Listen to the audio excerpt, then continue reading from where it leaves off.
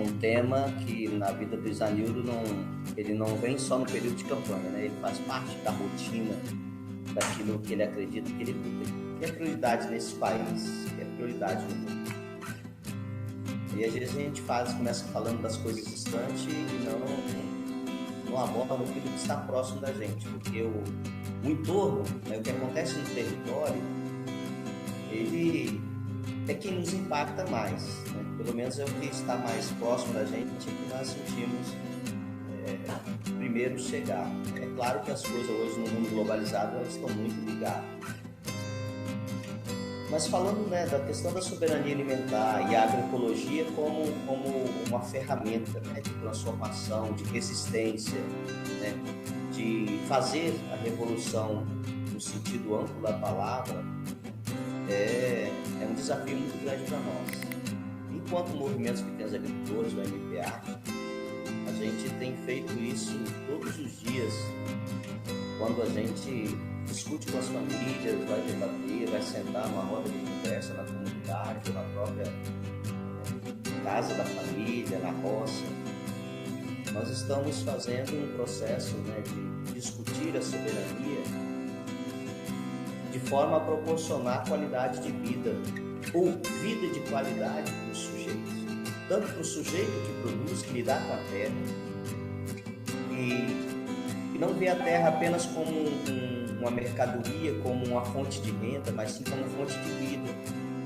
Os camponeses, na sua essência, a terra para eles é uma mãe, né? Assim como os povos tradicionais têm a terra como sua mãe, nós camponeses também, na sua essência, nós acreditamos e enxergamos dessa forma. O sistema capitalista que veio, né, mudando um pouco essa concepção, essa compreensão da relação entre homem e natureza. E nós, no processo de produzir, enquanto sujeitos, né, filhos dessa mãe terra, nós estamos resgatando, enquanto movimento, esse sentimento de pertença à terra.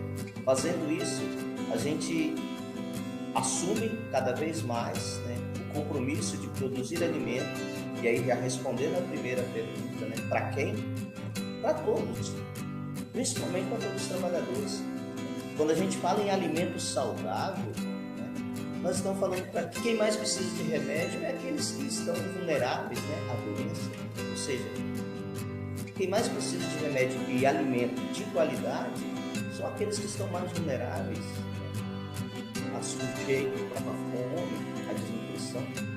E dentro da lógica do mercado, do capital, o alimento saudável, chamado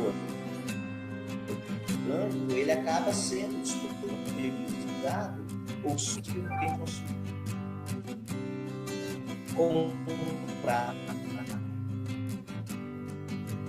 É justamente garantir alimento em quantidade e qualidade para toda a população. Começar aqueles que mais acessados. Por isso que é importante, né, dentro de um processo de pleito eleitoral, né, trazer esses debates para a gente, de fato, conhecer quem está defendendo e trazendo à tona esse debate da necessidade de discutir um modelo agrícola e agrário que, de fato, atenda às necessidades daqueles que estão mais sujeitos a esse risco, né, principalmente da fome. Então, pensando nisso, quando nós discutimos a soberania alimentar, pensando no jeito de produzir, tem que ser de forma agroecológica, né? Tem que ser de forma diversificada. A agroecologia tem a ver, né, uma relação com a diversificação, com respeito à biodiversidade, com acesso aos bens da natureza, mas um acesso de forma harmônica, não de forma predatória. E aí não tem jeito, né? Não dá para discutir soberania alimentar com agroecologia se a gente não discute a questão da semente, que tipo de semente nós estamos produzindo, sobre o controle de quem está essa semente, aonde vai se produzir, porque nós não conhecemos nenhuma outra forma de produzir alimentos, senão pela terra e com a água. Quando a gente, né, gente falava, né, dessa questão da semente crioula. Não tem como nós não discutirmos soberania se nós não tivermos soberania genética. E hoje a maioria, né, dos camponeses, da agricultura em si, a semente está sob o controle de grandes multinacionais. As sementes crioulas que estão nas mãos dos camponeses, elas estão vulneráveis, estão sujeitas à contaminação. E se essa contaminação acontecer, os agricultores ainda são penalizados, né? Porque a contaminação é do transgênico para as crioulas, e aí eles vão alegar que os camponeses estão cultivando transgênicos sem a permissão de quem detém a patente. Então são coisas absurdas, né? E ainda continuando falando do termo soberania, a soberania que nós queremos tratar e que defendemos, ela é além do alimento. O alimento também faz parte, mas é todo um conjunto. Nós não temos soberania hídrica, que é o acesso à água, e água de qualidade, seja para produzir, seja para consumo, para sedentar, né, nossa sede, produto animal, seja para produzir o alimento.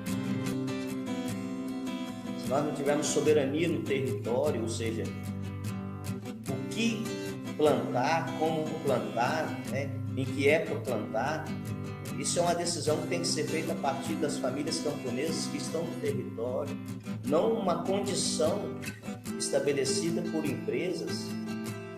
Por exemplo, vou dar só um pequeno exemplo: quem cultiva, a região que se cultiva mamão, né, os pequenos agricultores no entorno não pode ter mamão crioulo, não pode ter pequenas roças ou plantas, né, solteiras no meio da roça, porque se der algum tipo de doença, né, por exemplo, mosaico, vai contaminar as grandes áreas plantadas. Da mesma forma, no entorno das grandes granjas, né, de aves, os agricultores não podem ter galinha caipira, ou seja, não existe então soberania no controle do território, porque a prioridade é a grande empresa. Se nós não temos a soberania energética, a energia, nós dependemos de uma grande empresa para fornecimento de energia, quando deveria ter lá, né, pequenas hidrelétricas nas propriedades, principalmente em regiões onde tem potencial hídrico, ou energia solar, ou da biomassa. Então são várias alternativas e nós podemos, e que o poder público, que o Estado, que de fato tenha como prioridade a soberania da sua sociedade, dos seus munícipes, ele investe, ele dá prioridade a esse tipo de coisa, porque vai dar liberdade e independência, e não a dependência de grandes empresas. Mas é lógico, nós sabemos que isso é uma decisão e um posicionamento político que se tem.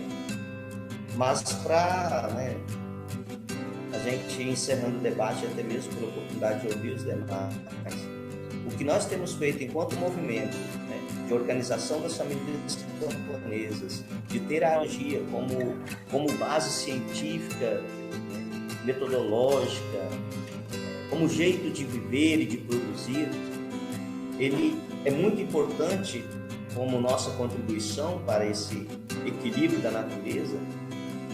Mas, por outro lado, os trabalhadores, as trabalhadoras urbanas, né, da cidade, precisam também entender que a sua parte, ao optar, ao escolher consumir, adquirir esse alimento, é uma forma dele fortalecer essa prática da agroecologia, fazendo bem para si, porque está consumindo saúde, e ao mesmo tempo fortalecendo uma forma de relacionar com a terra, ou seja, ele está contribuindo para que a água que chegue até ele, pegando o exemplo aqui da região serrana, para que a água que nasce na cabeceira do rio Jucu ou do rio Santa Maria chegue a ele na Barra do Jucu, em Cariacica, na Serra, com melhor qualidade, com condições de ser consumida. Então, fazer essa escolha, fortalecer, né, essa prática agroecológica no campo, é pensando também em fortalecer quem está cuidando do ar, cuidando das florestas, cuidando da água, preservando e produzindo do agro e alimento saudável para ser consumido.